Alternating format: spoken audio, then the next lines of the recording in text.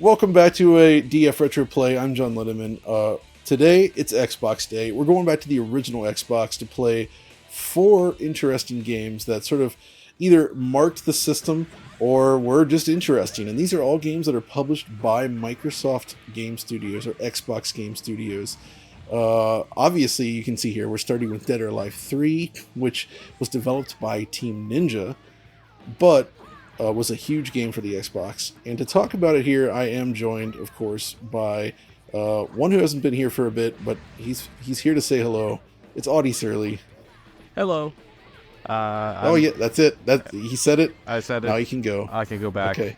No, I'm very happy to be here again, and of course, Xbox has been in the news lately, and we figured it would be good to go back to a time where talking about Xbox was more fun than it is right now. So I'm pretty interested in seeing these 4 games and kind of reliving that OG era.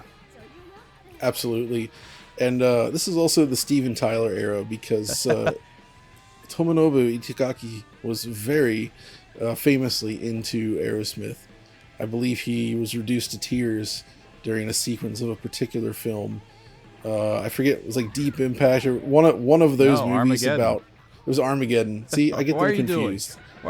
How? They're the same movie. Well, I don't blame you, because like most people probably don't know who Steven Tyler is, but if I tell you who his cousin is, Mr. Tom Tallarico, you might know exactly who we're talking about. You might know. Yeah. Exactly. But anyway, let's talk Dead or Alive 3 here, because Dead or Alive 3, this is arguably right at the pinnacle of the series. I mean, I guess I think this is the best of the series, honestly. Dead or Alive 2, the enhanced version that came later, was also amazing, but this one, Ultimate. Yeah, this was just DOA 3 was an amazing launch title, and it was pivoted. It was set to be the launch title for Xbox. Oh yeah, absolutely. Halo kind of took that over in the end. Yeah, but DOA 3 still received a ton of attention. I remember this being kind of. I didn't get the Xbox until very late. We mentioned this on channel before, but like you were the one kind of got me into the OG. It's good. But I remember the lead up to the release. This was an every commercial in Europe, and I was very, very jealous because DOA was one of my favorite games on Dreamcast, on PlayStation 2 when the hardcore came out, and the first game is really good too. So I was missing out on this. But I had PlayStation 2, I had the GameCube coming up, so my gaming space just didn't really have space for this Xbox thing that I didn't know enough about. Probably literally. But, you know, looking at it, it's interesting because this was also a launch game, or the Dead or Alive 2 was a launch game on PlayStation 2, and here Xbox, you know, was getting the official sequel to that on their console exclusively. And man, this looked amazing when it came out. It absolutely did. And also it showcased, DOA 2 could kind of do this as well, but the way they're able to load data and sort of transition. So this intro sequence I'm letting play out is kind of a showpiece, I think. It just shows all these cool real-time cutscenes, all at 60 FPS, and they're able to cut the camera between all the different stages and characters like seamlessly without barely a hiccup. And they did which this I on always 2 found as well. Super impressive. And yeah. There's just like it's an impressive aspect of their graphics and technology engine.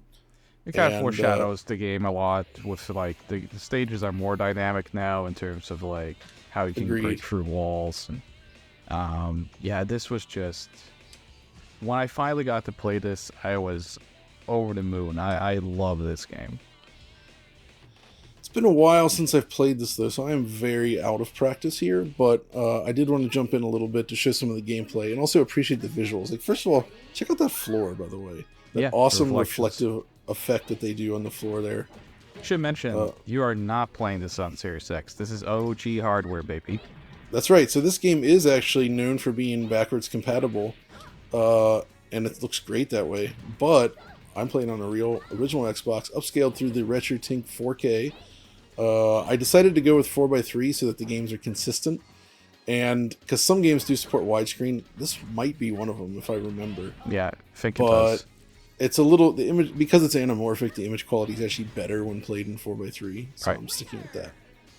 This got I mean, I think 4 was when they started transitioning more into the realistic look. But this is still the doll era that are alive, where character models are really nice, but they do have that kind of signature virtual doll look to them still. We were still in that, like, this was like, hey, we can do that 90s style CGI, but we can do it in real time. I kind of, this is the Dead or Alive I kind of have nostalgia for, so I'd like to look, I think this is the prime look for old characters. It's nice though, like Dead or Alive, you said you were out of practice, but if there's any game where you don't really need to practice too much, it's Dead or Alive. You can mash buttons and kind technically of get yes, through. but getting used to like the not parry system, the reversal system, whatever the they block call system, the block where button. You hit back and block at the same time, Yeah. and you reverse the attack. That does take a little bit, and I'm actually playing through a capture card, so like my timing is... So you can actually see it behind me on my feed here, running on the TV, and that would be easier to play on. But just so I can be on the camera, I'm playing it through this, actually through 2 capture devices. Yeah. So it's going through the Ninja, where it's being captured fittingly. And then I'm also playing it through my PC's capture card. This stage, I remember, at least for me, I remember this being one of the showpieces, because you had all these trees and falling leaves and the depth of the stage. It was very impressive. I should just put this down to the easiest mode so I can enjoy the graphics, because I want to talk about the graphics more, but you actually have to fight like that. So okay, they only have easy. It's fine. Actually, I'm gonna make life gauge large so that it takes longer per stage. Okay, that's nothing special. Regulator. Yeah, right. So here we go. Let's jump back in here. Is Kasumi your usual main? I kind of swapped around. Yeah. I'm not great with Lei Feng, but I like her. They added this nice specular sheen to her dress that looks really cool in this game. But I'm a big fan of that. Oh yeah, so here we go. This is such a smooth game too. I mean, Dead or Alive 2 already was super smooth. Dead or Alive 1 on PlayStation 1. Remember they had like that smooth like texture system on that as well. Yeah, and like 60 animation. I think it's interlaced though. There was the Model 1 arcade or Model 2 arcade game, and then there was the Saturn and PlayStation. Yeah. All 3 games are kind of different. Yeah. The Saturn arcade game is really interesting, I find. It looks super impressive on the Saturn. Probably something we should play eventually as well. This was also one of the first games to do a big 3D polygon crowd system in the background. So Tekken Tag Tournament on PS2 kind of did this, and then they did it again with Virtua Fighter 4, which had that. But this one, I think, was one of the first that I remember being like, yeah, they're somewhat shadowed, right? But you can still kind of get this impression that there's like actually like dudes out there. A lot of people cheering. And it gives it, because up until this point, games that had crowds, like wrestling games, fighting games, they would typically just be billboards. Yeah, I certainly know. I remember. You remember SmackDown Just Bring It, the first SmackDown game on PlayStation 2? Of course. And you can actually fight in the crowd in that game. Most people forget that, but you can jump the barricade. But everyone's flat. So it feels really jarring to jump out and do that, because it looks like felony on PlayStation 1 when people get out of the way, or Runabout 1, she learned recently. It just looks really unnatural.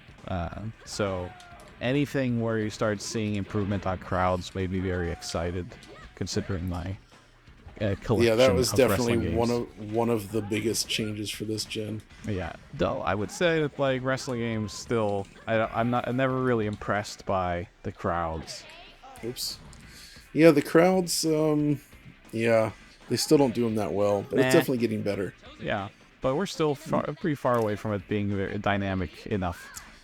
But I feel like the leap between the last gen and this gen, original Xbox gen and PS2 gen for fighting games was one of the biggest we ever saw. Oh, absolutely. And we never got this again. No. Like, fighting games continue to improve visually, but not at this rate. And I feel like Dead or Alive had a lot to do with that push.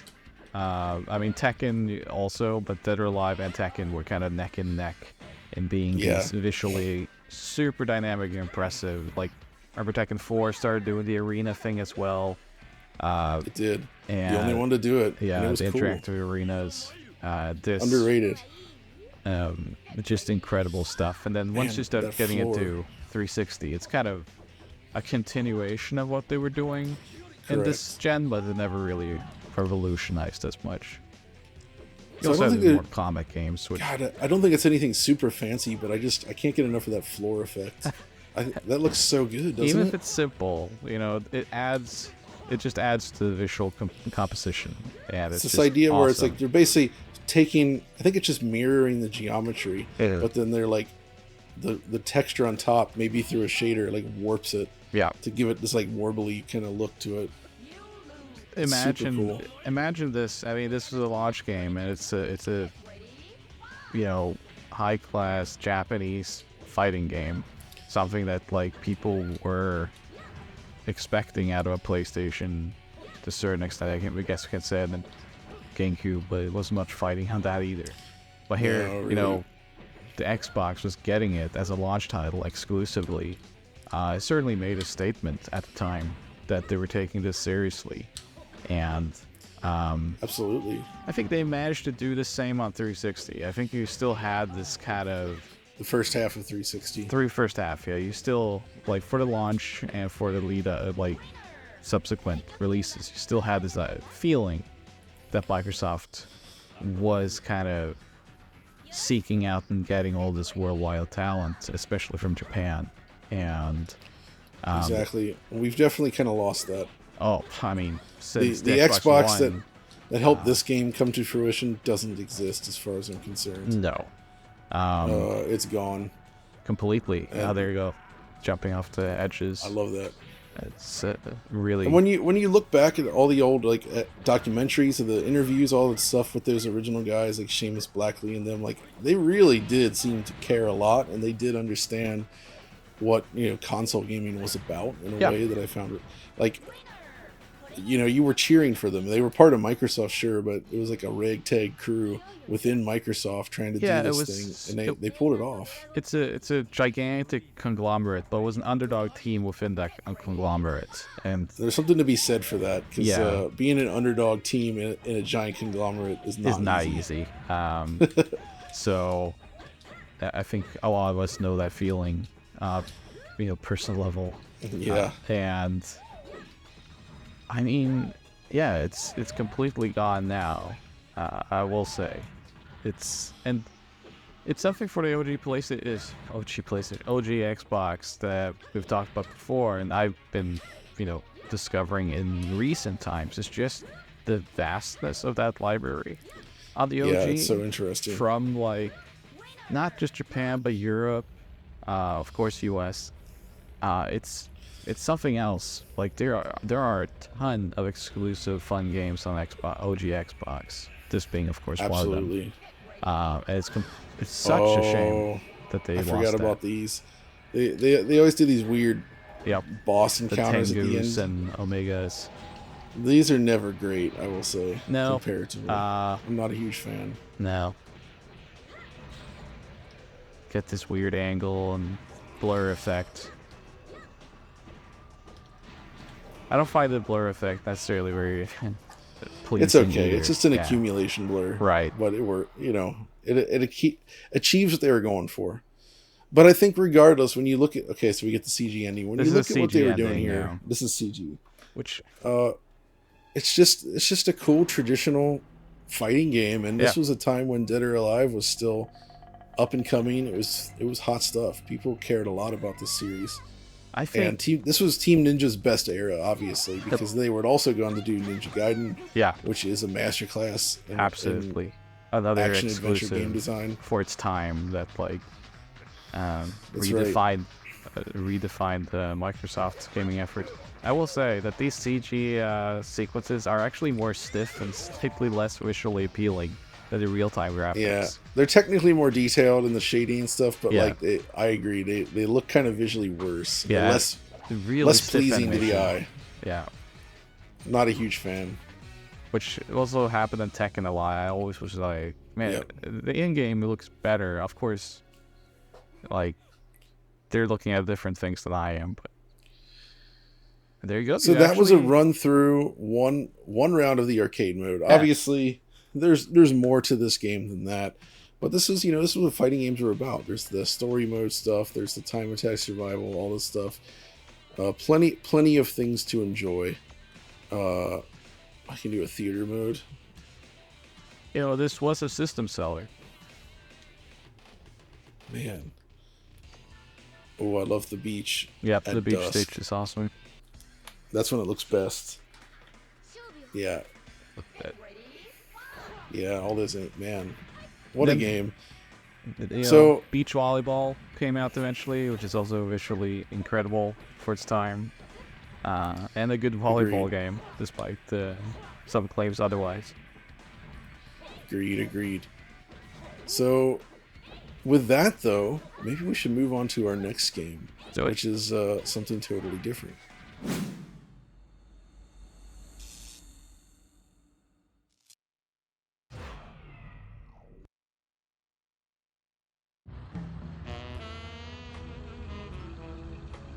And here we are.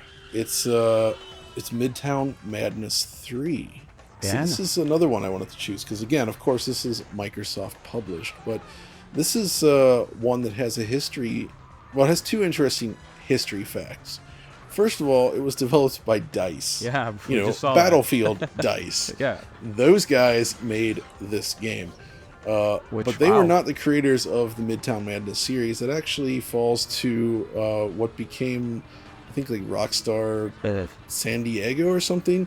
Basically, it was Angel Studios originally created the series for Microsoft, from what I remember. And those were Midtown 1 and 2 were PC games. Angels, the same people who did that Resident Evil port, right? I think so. S64, yeah.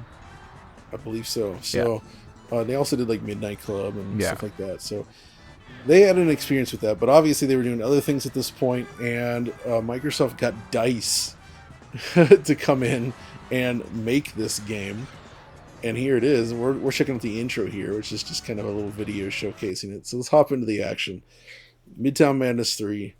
I've not played it on this Xbox, so Wow. we'll have to start from scratch. So I'm very familiar with 2. I loved Midtime Madness 2. I've never seen 3 until this day. So I'm very excited about this. But yeah, I mean, this is an interesting showcase because here this feel is like- Xbox okay. exclusive, right? That's true. Yeah. Given that this is such a, I know LGR loves this game, so I'm gonna name this character after in his honor. What? What? Don't ask, just All right. accept, accept. So he shares names with my dad. Indeed. So let's try this work undercover stuff. Do you want to go to Paris or Washington D.C.? We both have a love for French things, so let's go to Paris. Let's see how they did it. See if we can All right. recognize. It's been a few years since I've been to Paris, but I think you've been there more recently, right? Yeah, All right, let's see if you know your ways around it. probably not. First, we gotta watch this. So when this came out, like yeah. I love that they have a dedicated second screen there to the left. Bad. That's just like the UV meter or whatever it is. In addition, not only that, the video signal they're showing in the car is like looks like it's completely terrible and Yeah, like, full of interference. Looks like it has an Which again- antenna on it that is not working. Right? It doesn't actually make sense. It's a bit foreshadowing though, and I mean, cars these days, EV cars, are all about the big screen in the middle. So, oh, look Here at we this go. Bonjour. guy! Oh my god! So you get these missions. All right. So we're gonna start this little smart car looking You thing. would not be happy driving that in real life, would you? I mean, you don't like Uh, small cars much. no, I think smart cars can be fun because they have a really sharp turning radius. I see. But it would be fun in a little city, in a city area, Yeah, perhaps. I guess Pick up and so. deliver your parcels. Deliver your last parcel before Matilda. So you like Runabout, right? I love Runabout. Got the This whole is that series. that sort of game. That's why I like Midtown Madness as well. I mean, it's not as chaotic as Runabout, No, but not at you all. can still create chaos and a free roaming kind of driving game. It's not necessarily a racing game. It's still a novelty at this point. So the bigger the world were, the more exciting it was. This is, you know, when did GTA 3 come out in comparison to this? Like, Woohoo. Uh-oh. it was around this time, but No, this came out later. GTA 3 was 2001. yeah, So basically October, just a year or so after the original PS2, after the PS2 launch. yeah. Right around the time that Xbox and GameCube launched, Okay. actually. So, but Um, still, like the open world kind of concept was still, being figured out and was still Figured new. out, yeah. Yeah. So all the Midtown Madness 2, was really exciting for that reason. But this looks pretty good. Exactly. I mean, this looks pretty great. Uh, Yeah. Super It's a detailed and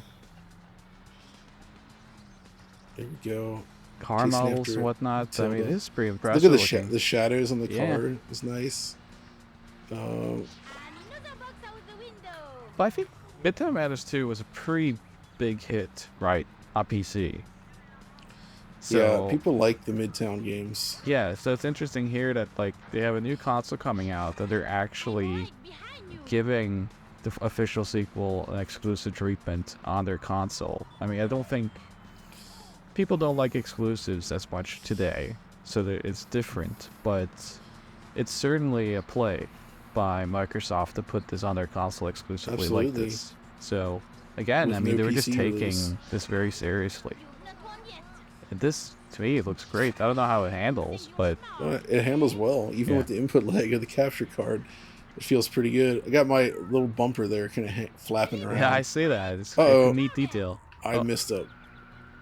This is I very missed a turn. runabout right now, which is making me happy. I think this will go on the to buy list. Oh yeah, this is worth picking up. Yeah, I'm about to say explicative there, but yeah. Holy Midtown Madness. This is Weird technical detail you'll notice when they do the way they do mip mapping. Some of the mip maps are actually like not filtered. Huh. Yeah. So it's kind of. Let me see if I can. Since I'm already losing, let's see here. So yeah, I failed. But look at the kind of in front of the textures. It gets kind of chunky looking. Yep. I see it. It's. Let's do the next one. Whatever. What an interesting thing. Deliver parcels again. So we're just doing these initial parcel missions. It's just a fetch quest. Well, it's really just like gate driving, where you just drive, which is fun. Yeah. But they assign like a goofy thing to it, like, oh, you're doing parcels. Let's smash some boxes and race for the. Okay, so this is a little different route. Yeah. Here we go. Get all your boxes. Oh, there's so many boxes. They're all over the darn place. So this is like pure chaos. Also, we're just like racing towards all the different gates. Yep. Oh, this is pure chaos. This looks fun though, man. And I never seen this until today. I never even kind of registered that there was an official sequel on Xbox. It just completely went over my head. And it looks great, doesn't it? Yeah, visually? It looks great. I mean, for its time, it looks really good. So Absolutely. This again, it's so fun to go back to this era and just discover new games because most of the stuff that came out was just really interesting and exclusive. I mean, it's something you couldn't experience anywhere else. Absolutely. Which controller are you using, by the way? You're saying it handles well and whatnot. I don't think people know. You're not using the Duke. I'm not. I'll hold it up in just a second here. All right. So I'm actually using this one. Okay. So not only it's the controller S, but it's one of the blue transparent ones. It's pretty neat. Very, very, very 90s. But So I like this one because it has a lighter weight cord than the original S controllers that I have. Oh, crap. let's quickly, because some people watching this might not know what we're talking about right now. But Oh, explain with the what Duke and the Duke. Okay. Wow. We're that old that we're at this point now where people might not know. Yeah, when the Xbox originally launched in US and Europe, it had a very large controller. Very Like, large. a large bulbous. It became nicknamed the Duke. Yes, that's And not the official name. No. And it's funny. It's funny in retrospect, but it was somewhat mocked initially, right? But probably smartly, they had a special control. Oh my god! It is. They had a special controller designed for the Japanese market called the Controller S. Yes, which was this one, and it was smaller. It's still huge, but it was a bit smaller, more reasonable. And obviously, people quickly discovered, like, hey, maybe we want that one instead. Okay. And they ended up releasing it in the West, and this became the standard controller for Xbox after a short time. And it's funny you say that, though, because when you think about it, the Xbox's life was 4 years. Yeah. It was 2001 to 2005, and it was pretty much dead. Yeah. That's the amount of time Series X and S has been around, basically. Yeah. Just about. And they don't have even a fraction of the interesting sort of original software, I would say. Oh, no, far from it. I mean, we're gonna remain positive here, but like, yeah, the contrast of what we're seeing today with Xbox and what we saw during this era is massive and very heartbreaking. But yeah, I agree. I will say for the Duke that there's sometimes exaggeration in this world, but I will say that, like, I had issues.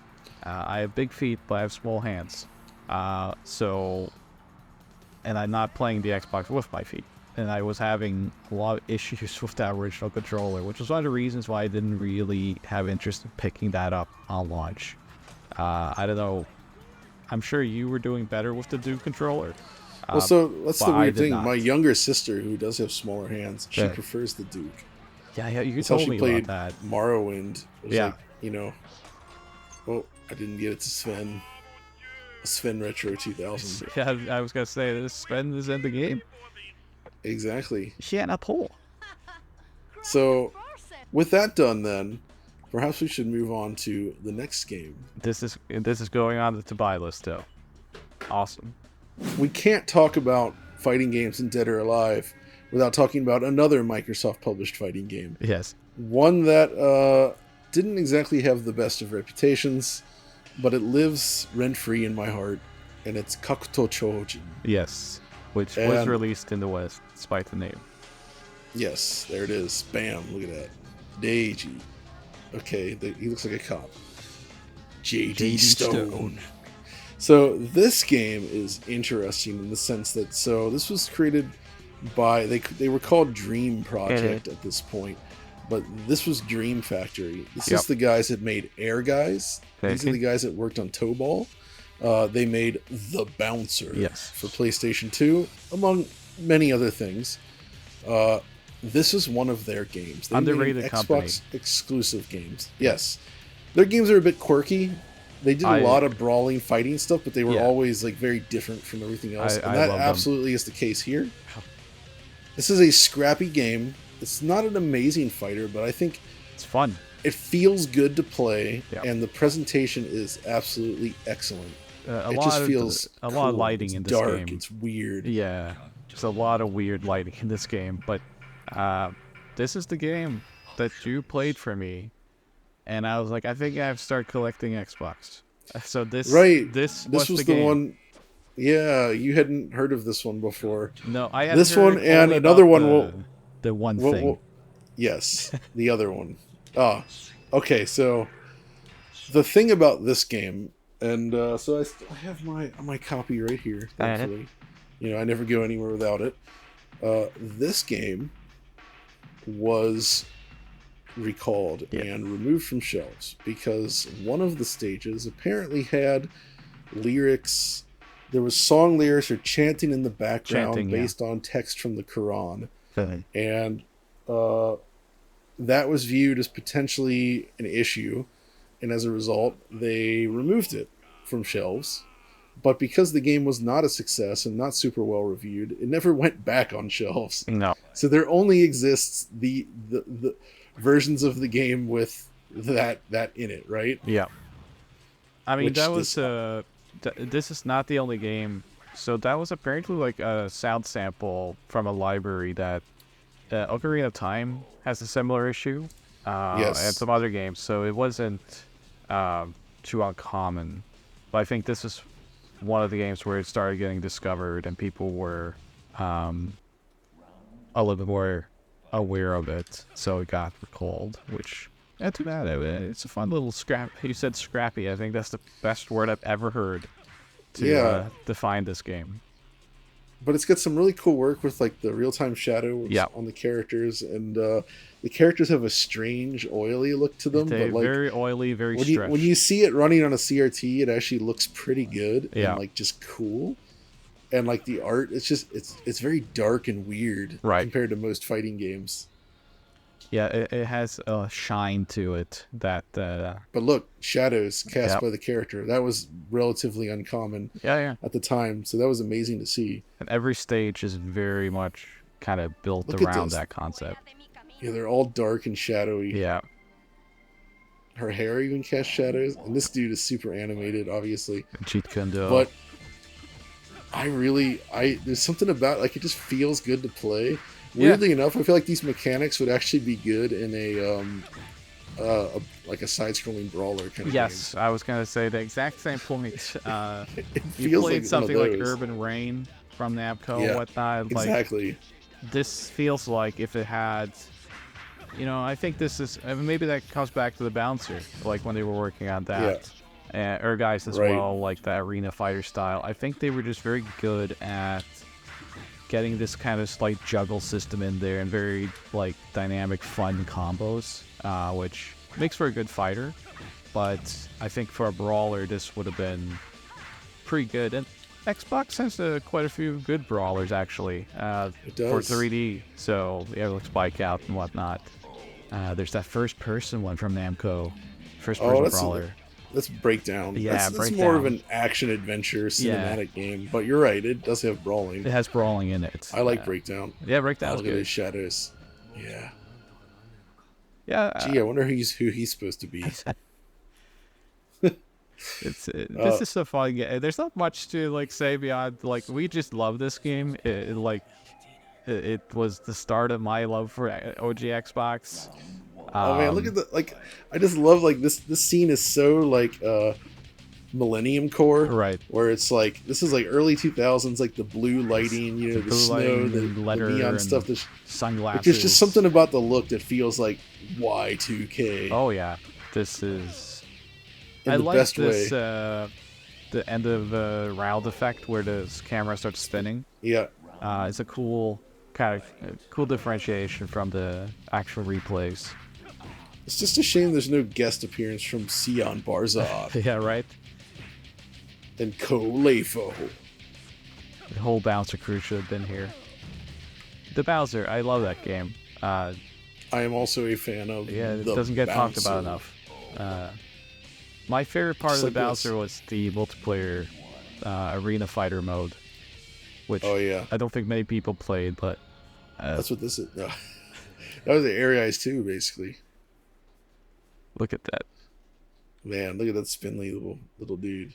We don't get this enough today. This is like a random fighter with just these interesting original characters. There's nothing special to it, but it's just for people. You know like exactly who why grew we up. don't get this though, because like nobody cares about these characters. Sure, you know, but I Look do. at his shadows though. Look at his shadows Yeah. from the above. Get That's the so little cool. lens flare there. I mean, good thing the camera is waist above for you right now. This game is doing things. Yes, exactly. No I will not slopes. tilt the No camera down. slopes. No slopes though. But yeah, so I'd be curious to hear if anybody watching this has actually have played familiar with this, or he has even thought about this darn game, because I have. We for think a about it while. every day. Like, I'm not exaggerating. I think we mentioned this game to each other at least like every other week. So it comes out a lot. Comes up a lot. I don't even know why. I have no idea either. We just say the name of the game is like, oh yeah. If you gotta pick this up though, the Japanese version has a lenticular cover, which I find pretty cool. So. Oh yeah, that is cool. That was a pretty perfect finish before we skipped to the next game, because that Bruce Lee style fly kick was the perfect cap to this. Kakuto Choujin. Kakuto Choujin.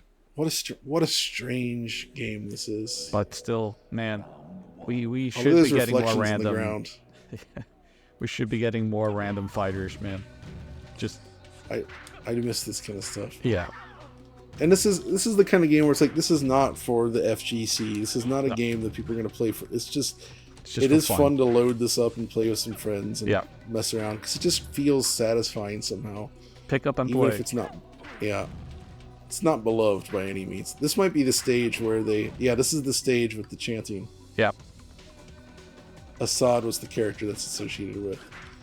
I can't hear the audio right now, but but you should turn it up here. I will.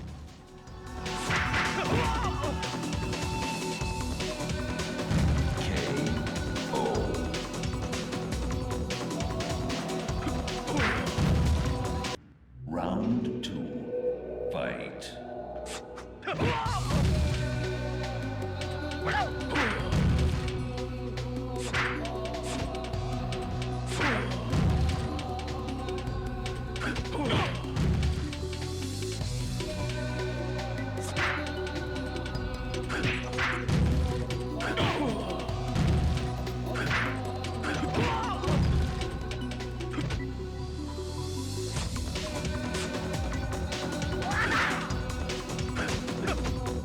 Oh whoa! Look at this. If you hold down the L trigger, you can run around freely like this. It looks like you're running away from it. This is straight up the bouncer right here. Look at that. Wow. Yep. What a there you go. There is a grapple. There it is. We got it. Got a power slam in there. Boom. Beautiful. I'm getting out of here. Run away. Whoa! Look at that. And that's the perfect place to end this section, because we do have one more game to throw in briefly. It'll be tough to get into at this point, but I wanted to bring it up because I don't think you've ever seen it before. No, I have not. So let's do that now. And to finish things up here, I thought we'd take a quick look at Crimson Skies. So this is actually the sequel. It's called Crimson Skies High Road to Revenge. Yeah. Because this is actually a sequel to an original PC game that Microsoft also released. Right, I remember back in the day. Yeah. And then they did a sequel for Xbox. And the thing about this is that it is more of a arcadey style flight game, more similar to something like an Ace Combat. Yeah. Which of course you know I love. Yes. Huge fan. But it's got a strange kind of like old school sci-fi kind of thing to it. I always liken this to like this takes a page from something like The Adventures of Briscoe County Jr. You know, where it's like you got yeah, exactly. You got sci-fi, but you've also got like, you know, old timey things going on. Wow. Okay. What a reference. Yeah. I love Bruce Campbell, baby. Yeah, that's a great one show. Of his best. That is that show has been forgotten, and that's not okay. We're reviving it today on this show. Huh. Okay. So this is like look at how this looks. Let's look at the water effects. Can we get close to the water? I will. Yeah. I mean, it actually Crash it. The water looks pretty great, doesn't it? Yeah. Look at that, with the sun reflecting it and stuff. Nice shader effects on the sun. Wow. Okay. And this is OG Xbox. Runs pretty smooth. It does. Look at this. How cool is that? This environment. This feels like something Factor 5 could have made. Yeah, that's a good point. I mean, they were doing the Rogue Squadron stuff during this time. Right, yeah. And Lair. Well, that was a bit later than this, but yeah. Sadly, not Lair section. Gosh. So yeah, man, look at this. It's just the environments they have in here. Bet on your race. Let's do it. A lot of racing today. Race. It's like fish.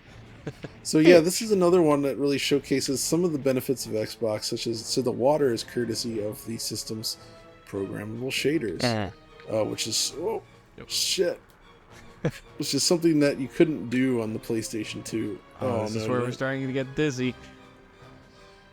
But not like UK dizzy. No, good lord, no. We don't speak. Let's crack that egg open. Pulling you out, Stu. Let's see. There you go. There it is. There it is. Let's go. So, okay. So I remember this was on PC. This is a sequel to that, right? This is a sequel to the PC game. So this is another case where Microsoft put the official sequel exclusively on Xbox? That's correct. Damn. It's never got released anywhere else. So again, like, this is just another example of them taking this console very seriously. Yeah, absolutely, they did.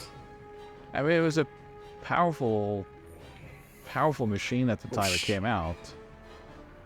Generally. Oh yeah, I mean, it shipped with an NVIDIA chipset that still hadn't hit the PC yet. Yeah. Basically, like a variant of that. And it was the machine that helped popularize shaders in general. Right. Oh wait, too slow.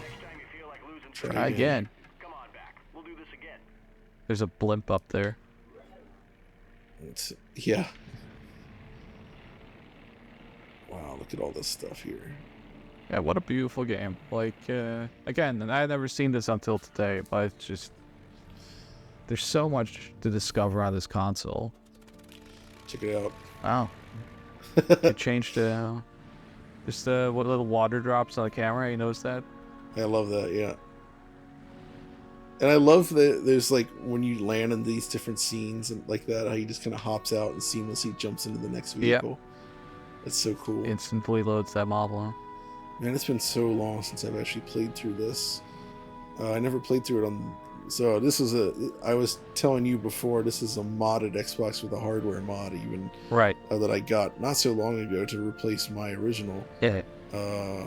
Because I was having some issues with that, and I remember. How can I turn down having other Xboxes? Xboxing, sorry. Yeah, you get a family of it. Did you notice, by the way, when you do the boost, there's like a slight blur behind? Yeah. It's like a heat wave effect. What a neat little detail. I love that too. Oh man, it's making me the only thing sick. The only thing really missing here is it is only 30 frames per second, which the Ace Combat games on PlayStation 2 were all 60. Yeah. So it did feel a little bit less good compared to that, but it's still excellent. And they're doing a lot with the visuals, so it's hard to complain too much. There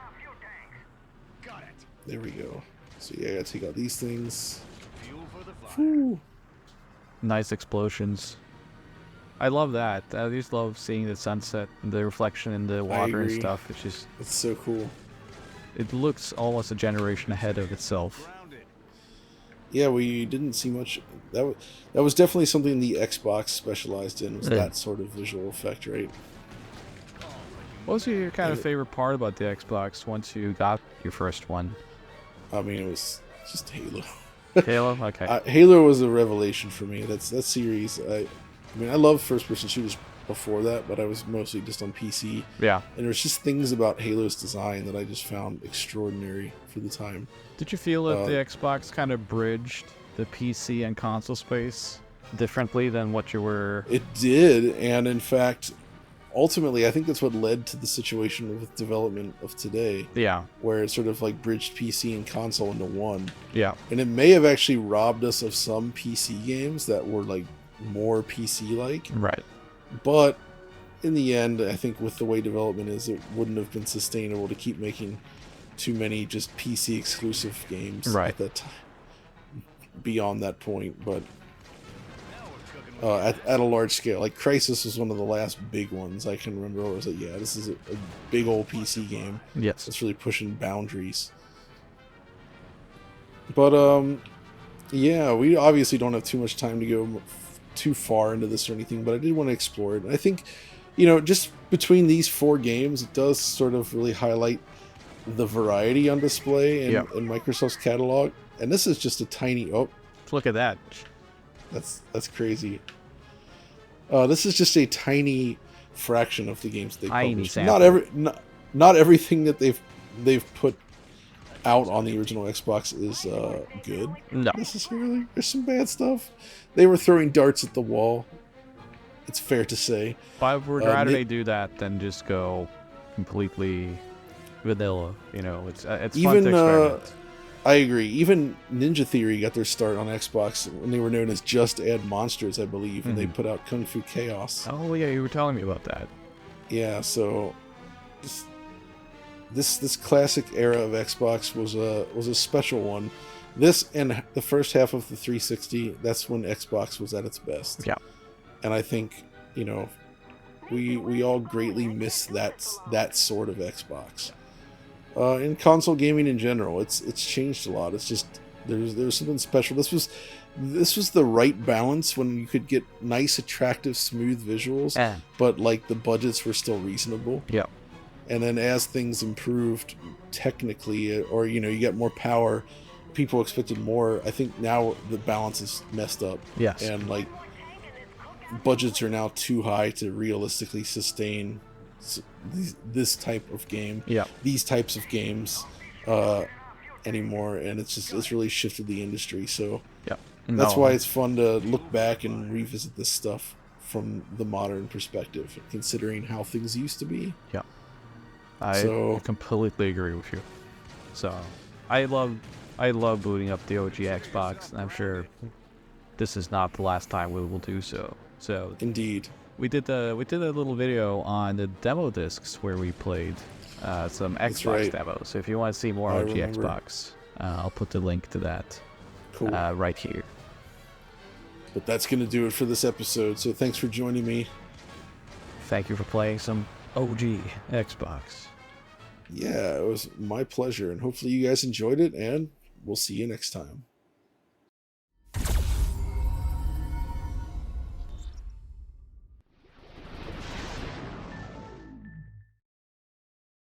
Welcome back to a DF Retro Play. With all the Xbox news as of late, what better way to not celebrate? Okay.